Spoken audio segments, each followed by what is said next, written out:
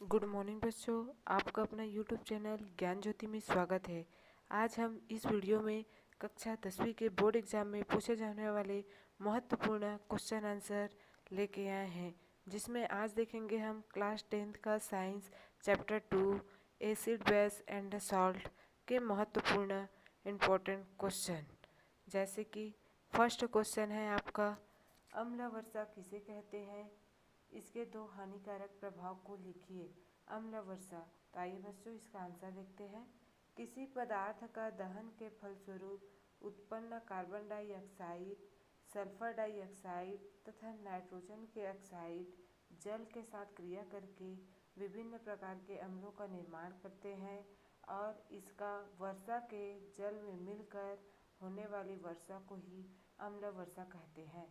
तो हम किसी पदार्थ को जब जलाते हैं तो उसमें विभिन्न प्रकार की गैसें उत्पन्न होती है, जिसमें carbon dioxide, sulphur dioxide, nitrogen के ऑक्साइड ये जल के साथ क्रिया कर लेती है और अम्लों का निर्माण करता है और ये अम्ल वर्षा के जल पर घुल जाती है, जिसे हम अम्ल वर्षा कहते हैं। सामान्यतः हमारे वर्षा का जल का पीएच मान 7 होता है, लेकिन आपका अम्ल घुल जाने के कारण उनका पीएच मान घटकर 5.6 से कम हो जाता है, जिसे हम अम्ल वर्षा कहते हैं। ये विभिन्न प्रकार की गैसों से होती है, जैसे कि कार्बन डाइऑक्साइड आपके जल से क्रिया करके कार्बोनिक अम्ल का निर्माण करता है। उसी तरह आपके सल्फर डाइऑक्साइड ऑक्सीजन के साथ क्रिया करता है और सल्फर ट्राइऑक्साइड बनाता है। फिर सल्फर ट्राइऑक्साइड के अणु जल से क्रिया करता है और आपके सल्फ्यूरिक अम्ल का निर्माण करता है। उसी तरह हम देखते हैं नाइट्रोजन के ऑक्साइड, नाइट्रोजन डाइऑक्साइड जल से क्रिया कर लेता है और आपके नाइट्रिक अम्ल का निर्माण करता है। तो विभिन्न प्रकार के अम्ल आपके कार्बोनिक अम्ल, सल्फ्यूरिक अम्ल, नाइट्रिक अम्ल वर्षा के जल पर समाहित हो जाते हैं, जिससे वर्षा का जल का पीएच मान कम हो जाता है, जिसे हम अम्ल वर्षा के नाम से जानते हैं। इसी को एसिड रेन भी कहा जाता है। अम्ल वर्षा से होने वाले हानिकारक प्रभाव निम्न हैं, जैसे कि अम्ल वर्षा के कारण अन्य प्रकार की इमारतों को नुकसान पहुंचता है। दूसरा, भूमि में अम्लीयता की मात्रा में वृद्धि होती है। तीसरा, पेड़ पौधे के पत्ते पीले पड़ जाते हैं। अन्य कारण होते हैं। आइए बच्चों आपका नेक्स्ट क्वेश्चन देखते हैं। आपका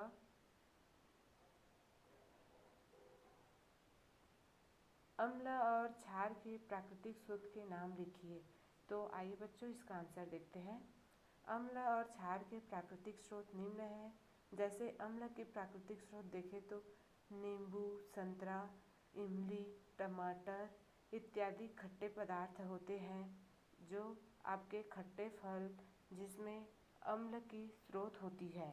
उसी तरह हम क्षार में देखें तो क्षार में चूना, खाने का सोडा, अंडा, कपड़े धोने का सोडा ये सभी क्षार की प्राकृतिक स्रोत होती है, जिसमें क्षार उपस्थित होती है। आइए बच्चों हम देखते हैं आपका नेक्स्ट क्वेश्चन। सल्फ्यूरिक अम्ल प्रबल अम्ल तथा अमोनियम हाइड्रॉक्साइड दुर्बल क्षार है, समझाइए। जो सल्फ्यूरिक अम्ल है वो प्रबल अम्ल है और अमोनियम हाइड्रॉक्साइड दुर्बल क्षार है। तो आइए बच्चों इसका आंसर देखते हैं। कोई भी अम्ल या क्षार कितना प्रबल है, कितना दुर्बल है, यह उसके आयनन की मात्रा पर निर्भर करता है। जब सल्फ्यूरिक अम्ल जल में हाइड्रोजन धन आयन अलग करता है, इसलिए वह अम्ल है, जबकि अमोनियम हाइड्रॉक्साइड हाइड्रॉक्सिल आयन देता है, जो कि आंशिक रूप से आयनित होता है। अतः ये दुर्बल क्षार की तरह व्यवहार करता है। जो आपका अम्ल और क्षार प्रबल है, दुर्बल है, हम ये इसके पीएच के मान से जान सकते हैं। पीएच मान के आधार पर प्रबल और दुर्बल मान सकते हैं। जो भी पीएच स्केल एक अम्लीय पदार्थ की अम्लीय क्षारीयता को, उदासीनता को व्यक्त करती है।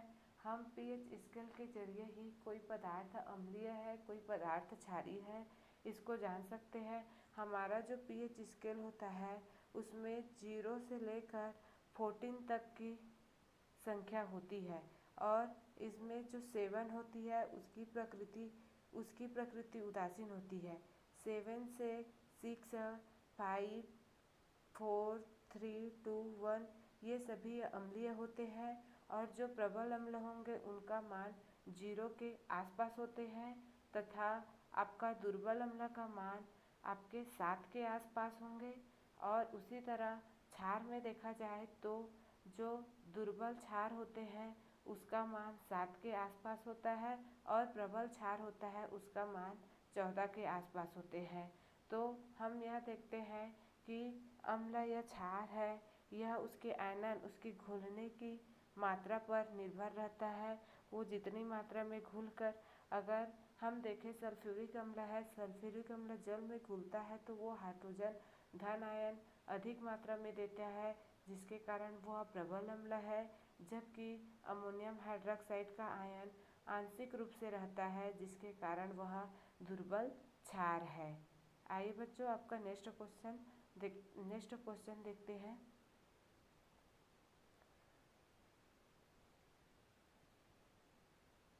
धातु के साथ अम्ल की अभिक्रिया होने पर कौन सी गैस निकलती है? कोई भी धातु है, धातु को अम्ल के साथ जब क्रिया कराते हैं तब उससे कौन सी गैस निकलती है? तो आइए देखते हैं इसका आंसर। धातु को अम्ल के साथ क्रिया कराने पर हाइड्रोजन गैस निकलती है।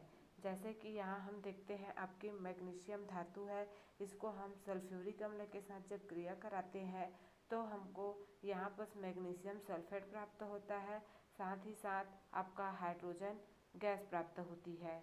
नेक्स्ट ऐसी आपके कॉपर और सल्फ्यूरिक अम्ल का जब आपस में क्रिया कराते हैं तो कॉपर सल्फेट बनता है और हाइड्रोजन गैस बनती है। तो कहते हैं आपके जिंक को तनु सल्फ्यूरिक अम्ल के साथ क्रिया कराते हैं। आपका जिंक को तनु सल्फ्यूरिक अम्ल के साथ क्रिया कराते हैं तो हमें जिंक सल्फेट प्राप्त होता है और साथ ही साथ हाइड्रोजन गैस मिलती है। उसी तरह हम जिंक को हाइड्रोक्लोरिक अम्ल के साथ जब क्रिया कराते हैं तब हमें हाइड्रोजन गैस तथा जिंक क्लोराइड प्राप्त होती है। तो कोई भी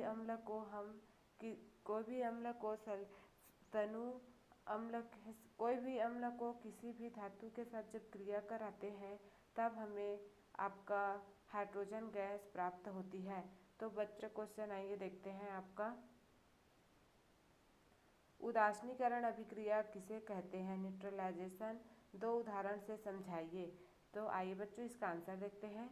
वह रासायनिक अभिक्रिया जिसमें अम्ल एवं क्षार एक साथ क्रिया करके लवण व जल का निर्माण करे तो उसे ही उदासीनीकरण अभिक्रिया कहते हैं।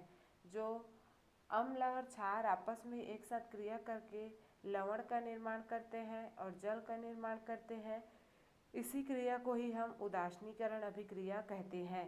तो हम देखते हैं इसमें आपका उदाहरण हाइड्रोक्लोरिक और सोडियम हाइड्रॉक्साइड। हाइड्रोक्लोरिक एक अम्ल है, सोडियम हाइड्रॉक्साइड एक क्षार है।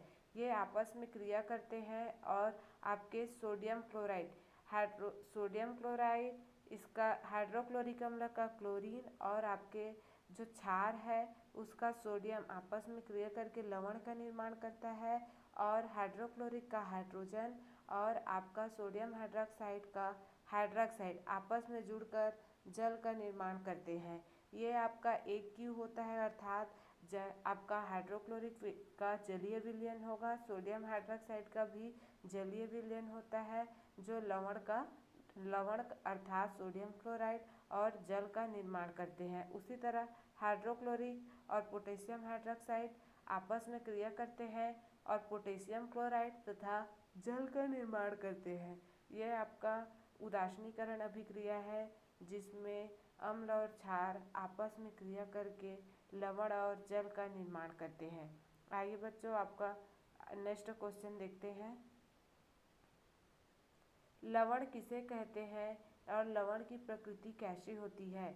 अमोनियम नाइट्रेट और सोडियम कार्बोनेट का उदाहरण देकर समझाइए। लवण लवण वे आयनिक यौगिक होते हैं जिनमें धन आवेशित तथा ऋण आवेशित की संख्या एक समान होती है। इसमें धन आयन और ऋण आयन दोनों की संख्या समान होती है, जिसे हम लवण कहते हैं। लवण की जो प्रकृति होती है वो उदासीन होती है। जैसे कि एग्जाम्पल पे हम देख सकते हैं, आपके यहाँ दिया गया है अमोनियम नाइट्रेट व सोडियम कार्बोनेट। तो अमोनियम नाइट्रेट में जो अमोनियम है वो आपके क्षारीय मूलक होंगे और नाइट्रेट है वो आपका अम्लीय मूलक होता है। जो क्षारीय मूलक होते हैं हमेशा धन आवेश पे होते हैं और अम्लीय मूलक हमेशा ऋण आवेश पर होते हैं। उसी तरह आपके दूसरा है सोडियम कार्बोनेट, जिसमें सोडियम क्षारीय मूलक है और कार्बोनेट आपका अम्लीय मूलक है। सोडियम क्षारीय मूलक होने के कारण धन आयन पर है और आपके कार्बोनेट अम्लीय मूलक होने के कारण ऋण आयन पर है। आइए बच्चों नेक्स्ट क्वेश्चन देखते हैं। आपका जो इम्पोर्टेंट क्वेश्चन है, जो बार बार आपके इसी पैटर्न का क्वेश्चन इस चैप्टर से लिया जा रहा है, जिसमें है आपका क्वेश्चन, जूली ने जब 5 विलियन ABCDE का सावित्रिक सूचक जांच की तब उनका जो pH मान था आपका A विलियन का 9, B विलियन का 7, C विलियन का 1, D विलियन का 13, E विलियन का 6 प्राप्त हुआ। इसके आधार पर बताइए कि कौन सा विलयन दुर्बल अम्लीय है, दुर्बल क्षारीय है, प्रबल अम्लीय है, प्रबल क्षारीय है। तो हम जानते हैं जो भी विलयन है उसका pH मान हमें दे दिया गया है। जैसे A विलयन का 9 है, B का 7 है, C का 1 है, D का 13 है, E का 6 है।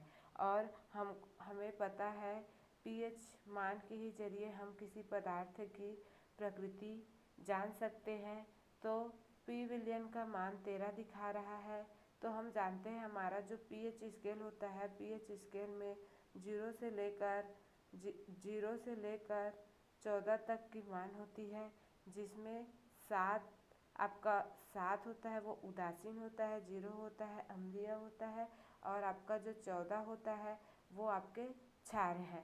तो यहाँ 0 से लेकर 6.9 तक की वैल्यू होती है वो अम्लीय पदार्थ के अंतर्गत आता है और 7.1 से लेकर 14 तक के वैल्यू होता है वो आपके बेस के क्षार पदार्थ कहलाते हैं। तो इस विलयन के आधार पर हम बता सकते हैं कौन सा विलयन आपका प्रबल क्षार है, प्रबल अम्ल है और उदासीन है।